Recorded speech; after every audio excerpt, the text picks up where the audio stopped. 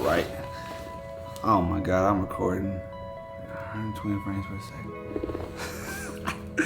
Oh my God. Okay. Anyways, so day 17 with Jesus, day 17 to freedom, and day, you see this? Oh, I'm using my phone as a monitor here. Let me see. Get my verb on. See if this thing will load. Okay, boom, boom, boom. And day, you see that guy? 8 of 75 hard. And pretty much everything's done. I gotta take a progress picture here shortly. But yes, we are moving, we are in motion, we are feeling great, we are feeling grand, and we get hit with some things that we just didn't expect today, but it is okay. Because we gotta just maneuver. So it started off and it says this right here. It says, it's all prophets, basically, right there. And then it says, have you ever prayed or cried out to God asking Him to give you a picture of the future so you don't feel so shaken by today? I have. On one hand, I know God is in control and He can take everything and somehow work things together for good. But on the other hand, the good He is working out in the future isn't what I would consider good right now. Eventually, God doesn't ease the ache and heartbreak of today. Eventually good doesn't ease. My bad. I see good in God. I see God in good. I see God in good. You feel me? Anyways, eventually good doesn't ease the ache and heartbreak of today. Eventually good can feel so far away you wonder if it will ever happen. Eventually good doesn't make the panic of this moment less intense. But what if all of our uncertainty of the future is because we haven't understood that Jesus is our prophet who assures us with certainty and guides us through hard circumstances and never abandons us? I don't often think of Jesus as a prophet, but just as God gave Old Testament prophets special information to lead His people to good, we have Jesus leading us personally. He knows exactly how all of our tomorrows will play out. He's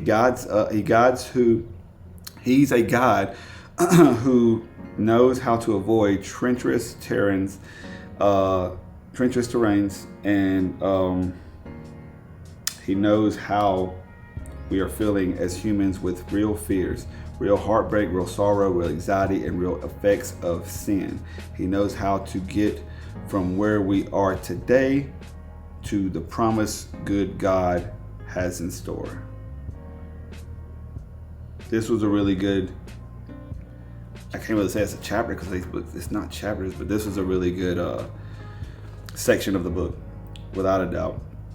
A lot of things hit, a lot of things, like, I want to say there was a question in here I wanted to go over. Let's see.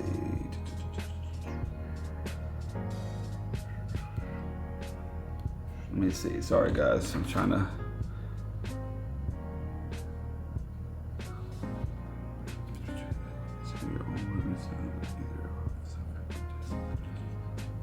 It says one of the questions as you consider your own wilderness times, either of suffering or testing, how did you see God provide for you?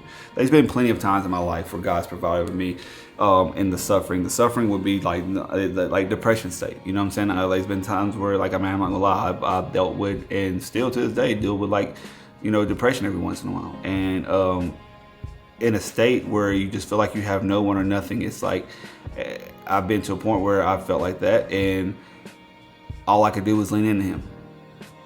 Lean into Him as hard as I could to understand that whatever I was going through had a major purpose, had a lot of understanding. And it took truly understanding the fact of, it took truly understanding the fact of, like, I don't even know how I broke that. I don't even know how I broke the cycle or broke the wall down, I guess you could say, of understanding it, because it's like feeling empty, feeling lost. You know what I'm saying? I always said there's been that, like, not now, of course, but I always tell people, like, has there ever been a time where you walk into a room filled with family and friends, people that love you, but still not feel loved, right? So it's like, because there's so much going on and there's so much negativity and doubt and anxiety in your head that's bringing you to a place where maybe you don't feel it. So it's like God has provided, like I couldn't say that was a test, but I feel like God has, he's provided his love. He's provided a reminder that I was loved and that I mattered and that I had a purpose.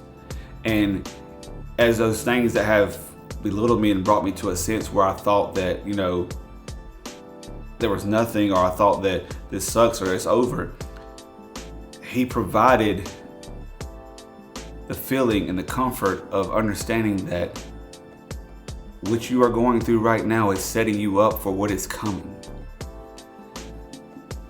The pain that you're enduring is building it's building like walls that's going to eventually block the depression. It's building walls that are eventually going to block the pain. It's building walls that's eventually going to block these things that bother you so much lately.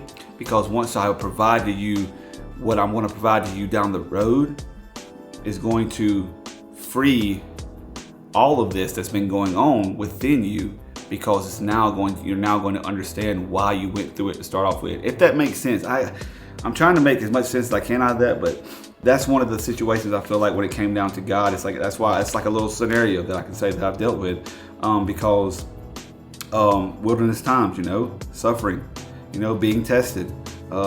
Being tested happens daily. You know what I'm saying? Suffering can still come and go. You know, there's different ways, you know, suffering the loss of a loved one, you know what I'm saying? Suffering different things and stuff like that. It's like, you know, with everything that comes with suffering, it comes with understanding eventually. And you know, you're not going to understand it while you're in the midst of all the pain and emotions, but you will eventually whenever you're able to climb out of it and things like that, you know. But that's one of the main things that stood out in the book when it comes to 30 days with Jesus. And like I said, we went to the gym today. We got a good workout in.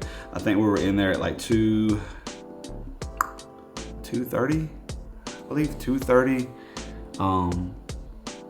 2:30 to 3:30 maybe, or something like that. But you know, of course, as I'm speaking, I'm probably gonna overlay a couple of videos of stuff that I was doing, but it wasn't nothing crazy. But we hit the gym early, then we hit work. Work was good, you know, and now we're home working on the video and just keeping the motion, because I'm not even really getting many views from these videos. But it's like, what's so crazy is like I would have been done gave up weeks ago or days ago, when I would have gave up days ago, like when I just continue to see that nobody's seeing this. But I'm not giving up this time, because there's a major purpose for me to keep going. And at the end of this destination, we shall see what it is, because I know it's going to be a beautiful and fruitful thing. And that's why I got to continue to keep going.